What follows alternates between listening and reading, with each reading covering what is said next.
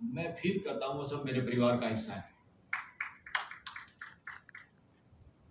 और ऐसी फीलिंग और ऐसा विश्वास की वजह ही है कि मैं बेझिझक बोल पाता हूँ सुप्रीम कोर्ट में, वो चाहे जजों के खिलाफ हो या इस देश के प्राइम मिनिस्टर के खिलाफ हो।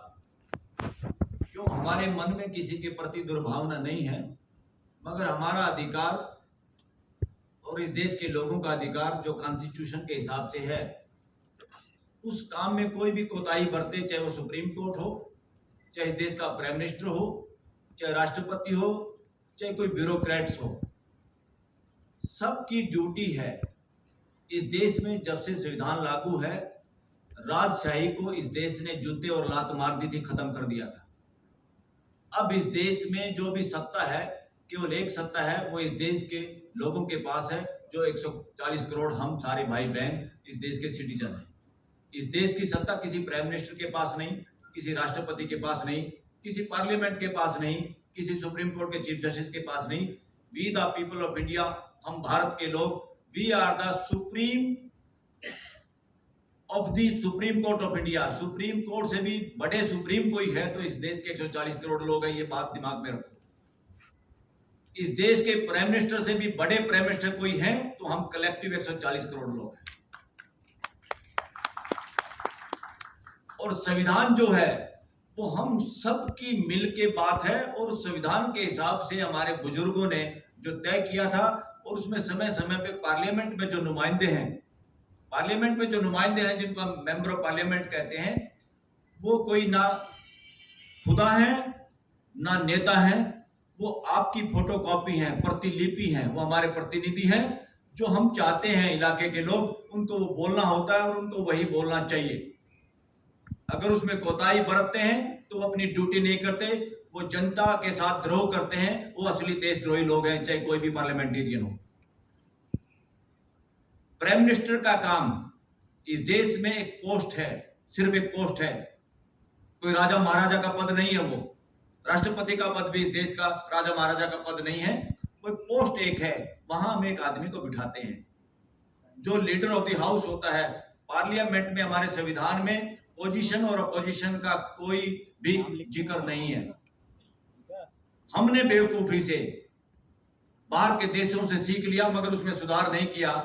हमारे यहाँ एक तरफ जो पार्लियामेंट में एमपी बैठते हैं वो होते हैं जो सरकार के पक्ष में होते हैं, और दूसरों को इन्होंने पद दे दिया अपोजिशन के लोग। क्या अपोजिशन के लोग सही कामों में समर्थन नहीं कर सकते या नहीं करते? इस तरह से पार्लियामेंट को भी इन्होंने एक तरह से रामलीला ग्राउंड बना दिया। उस रामलीला ग्राउंड में जब मोदी बोलता है तो उसकी सारी पार्टी के लोग बिना कुछ, चाहे उनको सुना हो उन्होंने, चाहे उनकी समझ में आया है या नहीं आया है, चुपचाप ताड़ियां पीटते हैं मदारी के बंदरों की तरह से, सिर्फ इसलिए कि कोई फोटो देखेगा, देश भी फोटो देखेगा, पार्टी भी देखेगी, कहीं टिकट ना कट जाए फ्यूचर की। देश का प्राइम मिनिस्टर बहुत बेवकूफी भरी बात बोल सकता है, कोई दो राय नहीं, हमारे जैसा आदमी है। देश का कोई पार्लियामेंटेरियन बेवकूफी कर सकता है, वो काम जो घर के सदस्य अपने एक सदस्य को सौंपते हैं, उससे भी गलती हो सकती है। इसके अलावा कुछ नहीं। और साथियों, इस देश में जो आप लोगों के और देश के लोगों के दिमागों में बहुत दिनों से भरा हुआ है, रिजर्वेशन, ये आरक्षण नहीं है, ये अधिकार है। किस बात का अधिकार? ये नौकरी नहीं है, ये भागीदारी है, व्यवस्था में भागीदारी। क्योंकि हमने देखा बचपन में जो अफसर इस देश में जातिवाद का जो जहर भरा हुआ है, इस जातिवाद के जहर को इस देश की शिक्षा नहीं खत्म कर पाई। शिक्षा का अभी भी भगवाकरण हो रहा है। कोई शिक्षा का कुछ और करण करना चाहता, कोई शिक्षा का मानवीयकरण कोई नहीं करना चाहता। कि शिक्षा में ग्रेजुएशन की डिग्री से पहले हर बच्चा ये समझ जाए और उसके दिमाग में से वो फर्क मिट जाए, और वो 140 करोड़ लोगों को अपना भाई बहन, अपने परिवार का हिस्सा मानना शुरू कर दे। जो एजुकेशन इस तरह का आदमी पैदा नहीं कर सकती इस देश में, उस लानत है उस एजुकेशन सिस्टम में। जिस एजुकेशन में अभी तक भी इस देश में इतने साल से आजाद होने के बाद अभी भी हिंदू मुसलमान, हिंदू ईसाई और इस तरह की नॉन सेंसेस हो रही है। और खास तौर पे इवन देश का प्राइम मिनिस्टर इस तरह की बात करता है तो शर्म आती है। साथियों, टेररिज्म और टेरर क्या है हमारे कानूनों के हिसाब से? किसी का वो कार्य और व्यवहार जिससे इस देश की यूनिटी और इंटीग्रिटी भंग होती हो, वो टेररिस्ट है और वो काम टेररिज्म में आता है। इसलिए इस देश के लोगों को बांटने का भाषण देना भी टेररिस्ट का काम है। अगर इस बात को देखा जाए तो देश के सबसे प्रमुख ओहदे पे हमने जिस आदमी को बिठाया है उसके भाषण में सबसे ज्यादा हिंदू मुसलमान था। तो मैं कहता हूं he is the biggest terrorist of this country, not only this country, वो दुनिया का सबसे बड़ा राजनीतिक टेररिस्ट आदमी है। अगर हम उस डेफिनेशन पर जाए, मैं कानून की भाषा से बोल रहा हूं, मैं उन पर आरोप नहीं लगा रहा। आम आदमी को जो समाज की बात उठाता है, जंगल जमीन की बात उठाता है, कोई अपने हकों की बात करता है, कोई वंचित समाज की बात करता है, उन लोगों को मंड दिया जाता है कि वो टेररिस्ट हैं, जेलों में सड़ा के और लंबे समय तक उनको बेल नहीं मिलती। इसके लिए सुप्रीम कोर्ट और हाई कोर्ट इस देश की दोषी हैं। सुप्रीम कोर्ट और हाई कोर्ट का एक ही काम है, सिर्फ ये देखना कोई कानून संविधान के खिलाफ ना बने, कोई पॉलिसी संविधान के खिलाफ ना हो, इस देश का कोई नेता, कोई ब्यूरोक्रेट्स लोगों के अधिकारों के साथ तमाशा और मजाक ना बनाए। सिर्फ ये काम है और कोई काम नहीं। और इसी वजह से हाई कोर्ट और सुप्रीम कोर्ट और जजों को हम रिटायर होने के बाद भी पूरा वेतन देते हैं, घर में नौकर चाकर देते हैं, कई तरह की सुविधाएं देते हैं जो आप और मेरे सबके पैसे से उनके घरों में तनख्वाह जाती है। मैं बार बार कहता हूं जजों को भी कि रोटी खाने से पहले आप और आपके परिवार को ध्यान करना चाहिए, आप किसके यहां से रोटी खा रहे हो। जिसके यहां से रोटी खा रहे हो उसकी बात करो, उसका काम करो, उसके हिसाब से न्याय करो। साथियों, न्याय, कोर्ट के फैसले न्याय नहीं है। बहुत दुनिया भर के लाखों करोड़ों फैसले हुए, रद्दी की टोकरी में जा रहे हैं फैसले। न्याय क्या है? जो इस देश के 140 करोड़ के अंदर भाईचारा पैदा करे, 140 करोड़ लोगों के अंदर ये महसूस करा दे कि हाँ, हम एक दूसरे के साथ अन्याय नहीं कर रहे, हम सब एक दूसरे को फैमिली की तरह समझ रहे हैं। लाखों करोड़ों लोग इस तरह से, लाखों लाखों युवा इस देश के डिग्री धारक जो सबसे ज्यादा अच्छी नौकरियां ले रहे हैं, मियां बीबी नौकरी करते हैं, सबसे ज्यादा घर के मुकदमे सुप्रीम कोर्ट तक उन्हीं लोगों के बीच में। इससे क्या सिद्ध होता है? ये शिक्षा हुई या बेड़ा गर्क हुआ देश का? सिर्फ पैसे कमाना शिक्षा है क्या? मैं आप लोगों को सैल्यूट करता हूं। आप लोगों ने जिस तरह से स्वागत किया, उल्टा वो स्वागत तो मैं आप लोगों का करना चाहता हूं। इस देश में अगर असली राइट टू लाइफ, स्वच्छ हवा, स्वच्छ पानी और जंगल और धरती को बचाने का कोई काम कर रहा है तो आदिवासी समाज कर रहा, मैं सैल्यूट करता हूं। और साथियों, जिस तरह से किसान कानूनों के लिए एक तरह से कोरोना में वो चोरी चकारी से पास किए, हमारा संविधान ये तो कहता है कि पूरा डिस्कशन और डिबेट होने के साथ, घर में चर्चा होने के बाद, घर में भी हम चर्चा करते हैं, अगर 10 आदमी हैं, पूरी चर्चा हो गई फिर भी फैसला नहीं हुआ तो उसमें से मान लो 6 आदमी 7 आदमी ये कह रहे भाई इस काम को कर लो, तो बाकी 3 चुप हो जाते कर लो। तो पार्लियामेंट की भी यही ड्यूटी है। पार्लियामेंट की ये ड्यूटी नहीं कि घर के 3 सदस्य को, जिनको पता ही है इस बात को पसंद नहीं करते, उनको जूते मार के बाहर फेंक दो। इस देश के लगभग 150 पार्लियामेंटेरियन को, जनप्रतिनिधियों को, वो जनप्रतिनिधि 150 नहीं थे, 150 कॉन्स्टिट्यूएंसी के जो लोग थे पूरे देश के, उनको जूते मारे हैं सरकार ने पिछली पार्लियामेंट के दौरान। और ये असंवैधानिक काम था, ये सबसे बड़ा देशद्रोह है। आपके यहाँ, हमारे यहाँ जो गांव में पंचायत होती है, परिवार में कोई पंचायत होती है, तो उसमें हम सब पक्षों को प्यार से, दुलार से इकट्ठे बिठा के डिस्कशन और संवाद करते हैं और लोगों को मिलाने का काम करते हैं। ऐसा कोई फैसला करना नहीं चाहते जिससे परिवार टूटे, रिश्तेदारी टूटे, 2 समाजों के बीच में विभाजन हो, 2 गांव के बीच में टकराव हो, इस तरह का फैसला करते हैं। जिस तरह की पंचायत अभी भी आपके यहाँ बची हुई है, हमारे यहाँ बची हुई है, उस पंचायत का कोई मुकाबला इस देश की कोई भी हाई कोर्ट और सुप्रीम कोर्ट अभी तक नहीं कर पाए। लोगों ने सोचा तो था कि भाई जो डिस्प्यूट हम परिवारों में नहीं ले जा सकते, परिवार टूट गए हैं देश के। कल एक केस ऐसा लगा हुआ सुप्रीम कोर्ट में, आपको बताऊं, जहां लोगों ने मुकदमा डाला और कल उस केस को मैंने लड़ना है। वो क्या मुकदमा है? बुजुर्ग माँ बापों की तरफ से PIL है, जिसके बच्चे डॉक्टर इंजीनियर हैं, बहू भी अच्छी डॉक्टर इंजीनियर है, तनख्वाह लेते हैं, उनके बूढ़े माँ बाप वो भी पेंशन लेते हैं, मगर उनको तकलीफ किस बात की है कि उनके बच्चे और उनकी बहू उनको अपने यहाँ और अपने बच्चों से मिलने नहीं देते। ये समस्या आ गई देश में। जो अपने आप को एजुकेटेड, अपने आप को फॉरवर्ड लोग समझते हैं, they are more and more backward than the villagers than the adivasis of this country.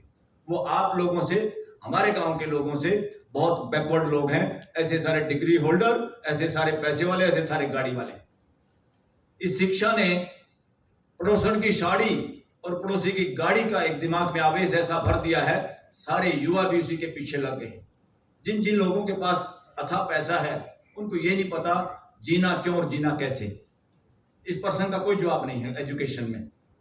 सब लोग इसीलिए भेड़ चाल की तरह से, इसी वजह से इस देश में बाबाओं का बोलबाला है। सत्संगों में मौतें हो रही हैं और बाबा जेल में पड़े हैं इस देश के। इससे साबित होता है कौन से गुरुओं की तलाश में हो। आप स्वयं अपना गुरु बनिए और अपने पारिवारिक संबंधों के साथ जीकर अपने आने वाली पीढ़ियों को भी। पैसे के चक्कर में पहले राजा लोग लठैत रखते थे, उनके जरिए वसूल करते थे पैसा। अंग्रेजों ने भी कई कानून बनाने की इसीलिए कोशिश की थी, जब जंगलों को कंट्रोल करने के लिए, रेवेन्यू अपना बढ़ाने के लिए, पैसे कमाने के लिए। सरकारों का काम इलीगल तरीके से पैसे कमाने का बिल्कुल नहीं है। सरकारों का काम है लोगों को, जो हमारा संविधान ने जो लक्ष्य तय किया है कि हम भारत के लोग इस संविधान को इसलिए मानते हैं, इसलिए इसको आत्मसात करते हैं कि सोशल, इकोनॉमिकल और पॉलिटिकल तीन तरह के न्याय, सामाजिक न्याय, समाज में कोई भेदभाव ना हो, सब एक जैसे रहें। और वो भेदभाव दिमाग में है लोगों के। अभी तक भी लोग एक दूसरे को ऊंचा और नीचा समझ रहे हैं और इसके पीछे दो कारण हैं। सिर्फ दो ही विचारधाराओं की लड़ाई दुनिया में है। एक विचारधारा वास्तविकता पे आधारित है जो समानता की विचारधारा है। एक विचारधारा ढोंग और आस्था पे आधारित है जो असमानता पे आधारित है। एक किताब जो रियलिटी, वास्तविकता पे आधारित है, साइंस में पढ़ते न्यूटन लॉ। न्यूटन का कोई लॉ नहीं। पहले भी सेब नीचे गिरती थी, आज भी गिरती है, कल भी गिरती रहेगी। आपके मेरे कहने से वो कभी ऊपर नहीं जाएगी। इसीलिए लॉ नेचर में है। तो न्यूटन का नाम इसलिए आ गया, हो सकता है न्यूटन से पहले भी लोगों ने समझा हो। जो कॉपीराइट करा लेते हैं उनका नाम आ जाता है, बाकी दुनिया बहुत समझती है। कोई एक आदमी को, ऐसा नहीं है कि एक आदमी को सारा ज्ञान होता है। तो नेचर के साथ जीने वाले, आज भी पूरी दुनिया इस दोराहे पे खड़ी है कि नेचर के साथ जीना होगा। और नेचर के साथ जीने वाले इस देश में अगर असली कोई नागरिक हैं तो इस देश के आदिवासी और किसान हैं। असमानतावादी सोच की वजह से बड़े बड़े शहर तो बस गए। इनको सुविधाएं चाहिए और सबकी नजर प्राकृतिक रिसोर्सेज पे है। प्राकृतिक रिसोर्स जिसने भी चोरी किए हैं वही इस देश का सबसे पहले धनाढ्य आदमी बना। अंग्रेजों के समय में भी टाटा या दूसरे लोगों ने जिसने भी लोहा निकाला, कुछ और निकाला, नेचुरल रिसोर्स की गड़बड़ और चोरी से ही लोग धनी बनते हैं। और धनी बनने का कोई जुगाड़ नहीं है पूरे अस्तित्व में। पूरे अस्तित्व में कोई ऐसा नियम नहीं है कि एक के पास ज्यादा पैसा हो। ये सारी असमानतावादी विचारधारा और ढोंग पे आधारित सारे ग्रंथ कहानियों की वजह से है कि ऐसी बातें, भ्रम फैलाया जाता समाज में कि इसके हाथ में लकीर है राज तिलक की, फलां के हाथ में लकीर है पैसे की। ये नॉनसेंस है। अस्तित्व में कोई भी ऐसा, मैं थोड़ा सा भाषा कुछ ऐसी यूज करना चाहता हूं जो आपको इजीली समझ में आ जाए, उसको अन्यथा ना लें। अस्तित्व में कोई ऐसा सांड नहीं है जो इस तरह से भेदभाव करता है, किसी के हाथ में राज तिलक की और किसी के हाथ में पैसे की लकीर खींचता है। अस्तित्व में किसी के साथ कोई अन्याय नहीं है। अस्तित्व सह अस्तित्व पे आधारित है और सह अस्तित्व पे आधारित होने की वजह से नेचर और आदमी के बीच में टकराव ना हो, आदमी इतना शोषण ना करे नेचर का कि ये हमारा ग्लोब ही खतरे में पड़ जाए, ये धरती खतरे में पड़ जाए। इस धरती को अगर बचाने की जिम्मेदारी किसी पे है और जो जिम्मेदारी के साथ लड़ भी रहा है, संघर्ष कर रहा, वो इस देश का आदिवासी है। हम सैल्यूट करते हैं आप लोगों को। इसमें कतई दो राय नहीं। सुप्रीम कोर्ट के अंदर सरकार की तरफ से जो वकील होते हैं उनकी तनख्वाह भी आप लोगों के घरों से जाती है। उनकी ड्यूटी है संविधान की रक्षा करना, संविधान के अनुसार अगर सरकार काम ना करे उनके भी कान खींचना और उनको सलाह देना। मगर सारा सरकारी वकील वाला तंत्र एक तरह से मदारी का बंदर हो गया है और वो इस तरह से काम करते हैं जैसे किसी राजशाही के या किसी के पर्सनल नौकर हों। इसको कहने में मुझे कोई गुरेज नहीं, क्योंकि इससे हमारी वकील बिरादरी का ही डिग्निटी डाउन होती है। उन लोगों को बात करनी चाहिए देश के लिए। वहाँ क्या होता है, जो अटॉर्नी जनरल है, अटॉर्नी जनरल के ऑफिस के नीचे के जो वकील हैं, सॉलिसिटर जनरल है, या आपके स्टेट में एडवोकेट जनरल है, उसके नीचे के जो वकील हैं, वो सारे के सारे पॉलिटिकली अपॉइंटेड होते हैं। वो उसी एहसानमंद होकर चुपचाप तोते की तरह वही बोलते हैं जो उसका आका बोलता है। इससे देश का बहुत बड़ा नुकसान हुआ है। और इस देश में हाई कोर्ट और सुप्रीम कोर्ट में जज भी वही लोग अक्सर बनते रहे जो कहीं ना कहीं, जिनके लोग जुडिशरी में बैठे रहे। इस देश का सबसे ज्यादा अगर और नुकसान अगर हुआ है पॉलिटिक्स में, तो कहीं ना कहीं आपके नुमाइंदे चले जाते, चाहे वो रबड़ स्टैंप हो, चाहे दूसरे कमजोर लोग हैं। बीजेपी में मान लो, मैं एग्जांपल दे रहा हूं, बीजेपी में भी जो नेता हैं वो हर समाज के नेताओं को दिखाने की कोशिश करते हैं, मगर वो उन चेहरों को ढूंढते हैं जो बिल्कुल रबड़ स्टैंप हो। इसी वजह से द्रौपदी मुर्मू जी के होते हुए भी वो क्रेडिट लेना चाहते हैं कि आदिवासी महिला को हमने राष्ट्रपति बना दिया। अरे एहसान कर दिया क्या? किसी के बाप का है क्या ये देश? ये किसी के बाप का देश नहीं है।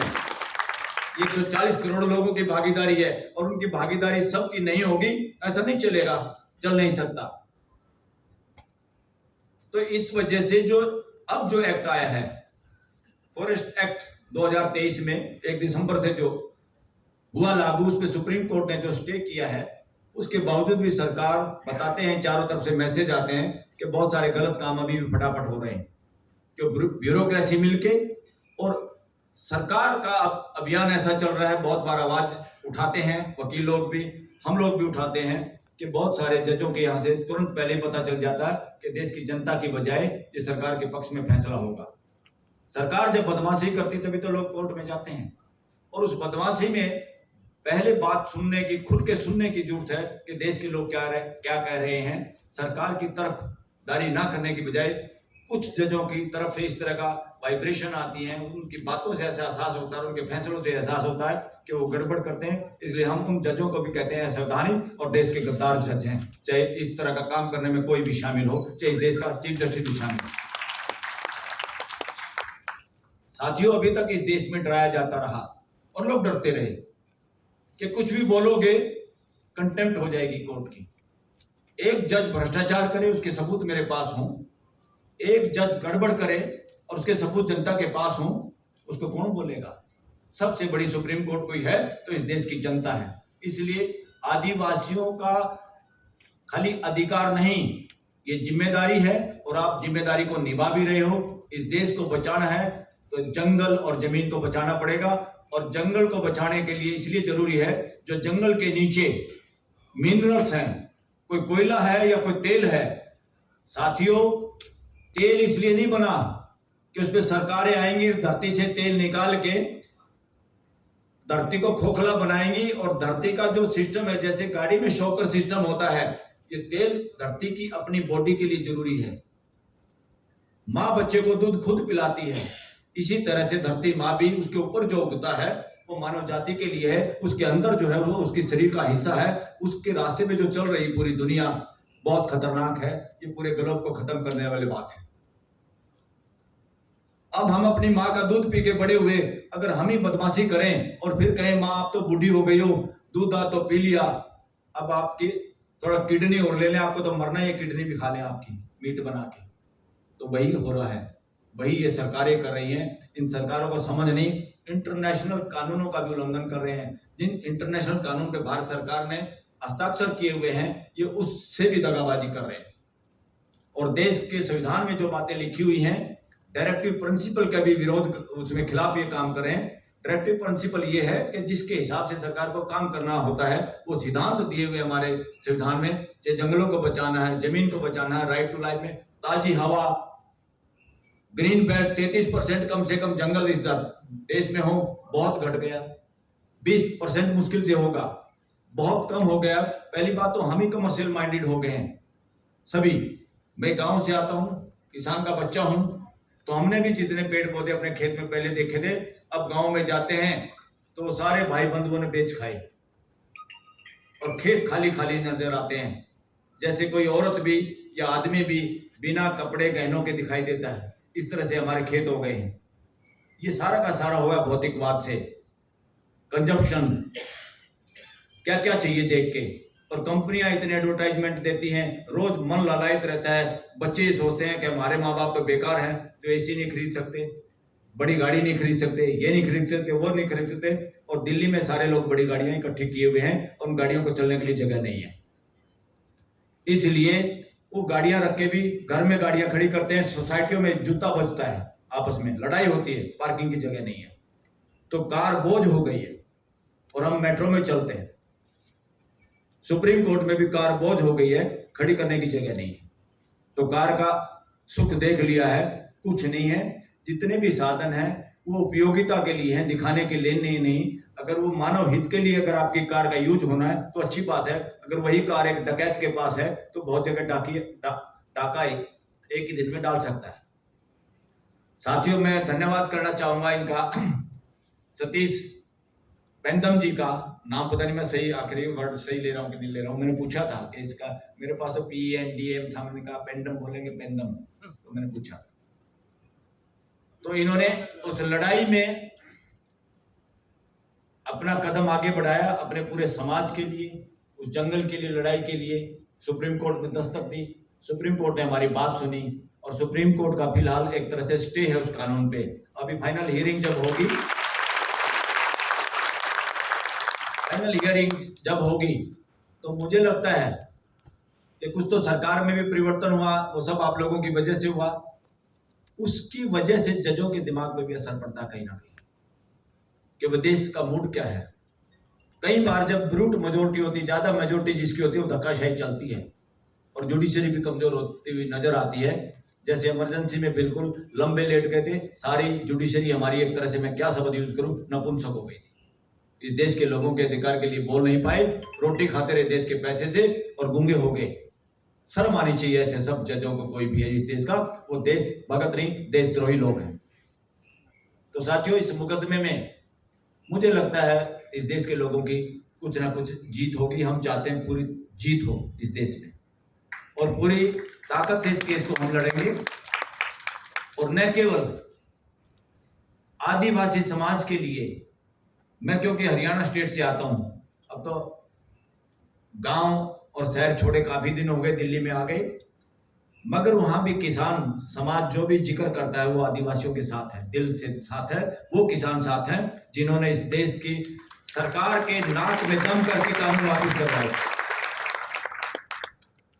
तो पंजाब, हरियाणा, यूपी, इस देश के किसानों को भी इतना कमजोर किया गया और जो बचे खुदे किसान थे देश के, जो मजबूत किसान हैं इस देश के, वो हरियाणा, पंजाब, वेस्टर्न यूपी, राजस्थान, उनको भी ये कमजोर करना चाहते थे ताकि इस देश में बोलने की हिम्मत किसी के ना बचे।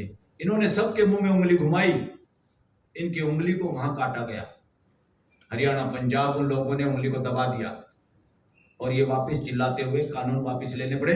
हिम्मत नहीं है सरकार की कि उन किसान कानूनों को लागू करके दिखा दे इस देश में, क्योंकि किसान कानून लोगों को नौकर बनाना चाहते थे, चंद पूंजीपतियों के।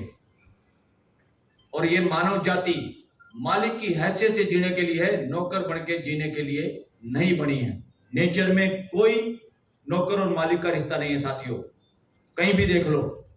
ये नौकर मालिक का रिश्ता ना तो हमारे यहाँ है हरियाणा, पंजाब में। वहां खेत में काम भी दूसरा कोई करता है, बिना जमीन वाला आदमी, उसको सांझी बोलते हैं। सांझी का मतलब सहयोगी, सहयोगी भाई।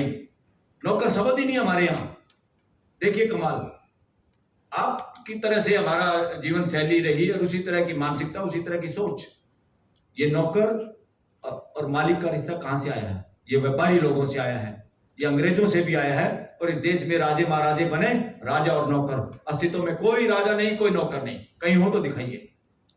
जंगल में भी शेर जंगल का राजा, ये कहानियां भी नहीं लोगों ने घड़ी जो राजा बनना चाहते हैं। वरना शेर के तो इलाज बहुत सारे जानवर करते रहते हैं, रोज वीडियो देखते हैं हम। हमेशा शेर की जीत थोड़ा होती है।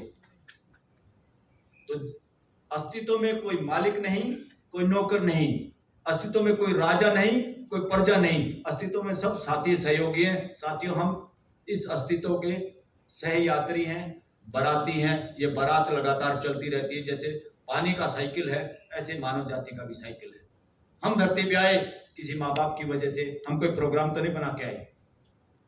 कोई आप में से कोई प्रोग्राम बना के आया तो बता दो मेरे को, तो अभी तक कोई मिला नहीं जो ये कह सके कि हाँ मैं प्रोग्राम बना के इस धरती पे आया हूँ, हमारी वजह से कोई अगली जनरेशन आ जाएगी। That is compulsion of natural law. तो साथियों, पूरी डिग्निटी से जीना, हमारा संविधान कहता है हर नागरिक डिग्निटी से जी पाए इस देश में, ये जिम्मेदारी है संविधान की, और संविधान उसको लागू करने की जिम्मेवारी सरकारों की। वो बदमाशी करें तो सुप्रीम कोर्ट और हाई कोर्ट की। तो सुप्रीम कोर्ट और हाई कोर्ट में भी बदलाव की बहुत जरूरत है। आदिवासी समाज का तो कोई जज नहीं पहुंचा आज तक सुप्रीम कोर्ट में, ये लानत है इस देश पे। कृषक समाज के नहीं है, एसटी समाज के भी अब 3 जज हुए हैं, जबकि वो होने चाहिए थे कम से कम 8। मुस्लिम समाज का भी या क्रिश्चियन समाज का, उसमें से जैसे आप लोग पता नहीं क्या करते हैं, हमारे यहाँ जब सब्जी बनाते हैं या दाल बनाते हैं उसमें तड़का लगा लेते हैं। हरियाणा में उसको कहते हैं छौंक लगाना, जिसमें जीरा वीरा घी भी डाल के उसको थोड़ा टेस्टी बनाने के लिए। तो ये लोग जुडिशरी में भी समाज का मुंह बंद करने के लिए एक आध क्रिश्चियन को, एक आध मुस्लिम को जज बना देते हैं, जो इनको लगता है चुपचाप रहेगा, जैसे हम आदेश देंगे, जिस तरह से हम चाहते हैं इस तरह करता रहेगा। अभी तक तो ये देश गुलामी के दौर से गुजर रहा है संविधान के बावजूद भी। ये तभी जागेगा जब आप जागोगे। किसी के भरोसे बैठने की जरूरत नहीं है कि कोई एक मसीहा आएगा वही दुनिया को बचाएगा। इस मानसिकता ने इस देश की दुनिया को, मानव जाति को गुलाम बनाया हमेशा। हम ही तो हैं